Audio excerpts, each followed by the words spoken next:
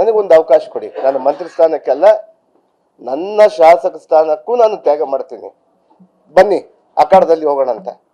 ಇದೇ ಮನುವಾದಿಗಳಿಗೆ ನಾನು ಚಾಲೆಂಜ್ ಮಾಡ್ತಾ ಇದ್ದೀನಿ, ಸವಾಲನ್ನು ಎತ್ತಾ ಇದ್ದೀನಿ. ಬನ್ನಿ ಜನತಾ ನ್ಯಾಯಾಲಯಕ್ಕೆ ಹೋಗೋಣ ಅಂತ. ನನ್ನ ಶಾಸಕ ಸ್ಥಾನಕ್ಕೂ ನಾನು ರಾಜೀನಾಮೆ ಮಾಡ್ತಾ ಇದ್ದೀನಿ ಇವತ್ತು. ಬನ್ನಿ ತಾವು ಸೋಕಾಲ್ ಲೀಡರ್ಸ್, ಬಳ್ಳಾರಿ ಲೀಡರ್ಸ್ ಇದ್ದೀರಲ್ಲ, ನೀವು ಪಕ್ಕದಲ್ಲಿ ನಿಂತು ಆರೋಪಿಗಳು ತಾವು, ಆರೋಪದಲ್ಲಿಲ್ಲ, ಆರೋಪಿಗಳೇ ತಾವು.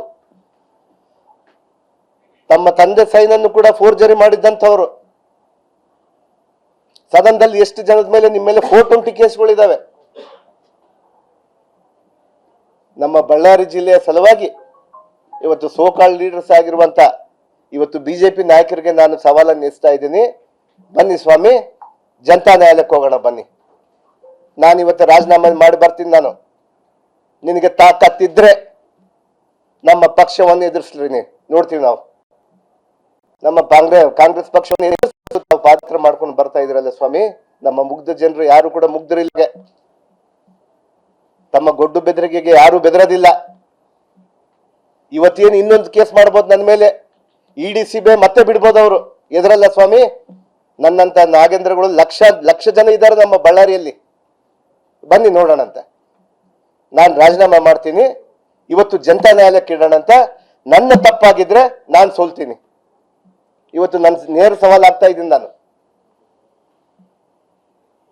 ಇವತ್ತೇನು ರೆಡ್ಡಿ ರಾಮುಲು ಅಂತೇಳಿ ಬಲಿಷ್ಠರು ಬಿಜೆಪಿಯಲ್ಲಿ ಕುತಂತ್ರಿಗಳಂತ ಹೇಳಿ ನೀವು ಹೇಳ್ತಾ ಇದ್ರಲ್ಲ, ತಮ್ಮ ಕುತಂತ್ರದಿಂದ ನನಗೆ ಏನ್ ಮಾಡಿದ್ರಿ ಅಂತೇಳಿ ನನಗೆ ನೋವಿದೆ. ನನಗೆ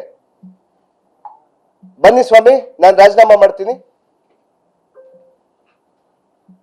ರಾಮುಲು ಅಣ್ಣ ಬಾ ಅಣ್ಣ, ನೀನೇ ಬಾ. ನಾನು ಹಗರಣ ಮಾಡಿಬಿಟ್ಟಿದ್ದೀನಿ. 187 ಕೋಟಿ ಯಾರ್ಯಾರಿಗೋ ಕೊಟ್ಟಿದ್ದೀನಿ. ರಾಹುಲ್ ಗಾಂಧೀಜಿ ಅವ್ರ ಮನೆಗೆ ಕಳ್ಸಿದ್ದೀನಿ, ಇನ್ನೊಬ್ಬರು ಕಳ್ಸಿದ್ದೀನಿ ಅಂತ ಹೇಳ್ತೀಯಲ್ಲಪ್ಪ. ಬಾ ನ್ಯಾಯಾಲಯಕ್ಕೆ ಹೋಗೋಣ. ಬಾಪ್ಪ ಜನತಾ ನ್ಯಾಯಾಲಯಕ್ಕೆ ಬಾ. ನೀನ್ ಸವಾಲನ್ನು ಸ್ವೀಕಾರ ಮಾಡ್ಬೇಕು.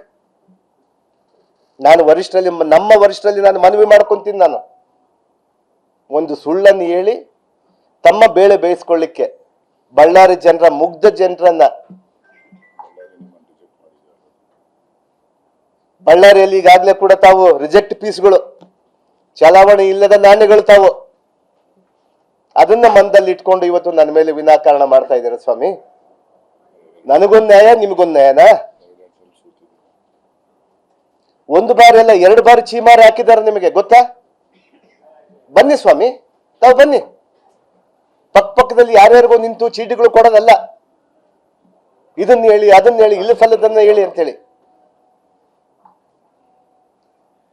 ಬನ್ನಿ, ನಾನು ಅಖಾಡ ಕೀಳಲಿಕ್ಕೆ ನಾನು ರೆಡಿ ಇದ್ದೀನಿ.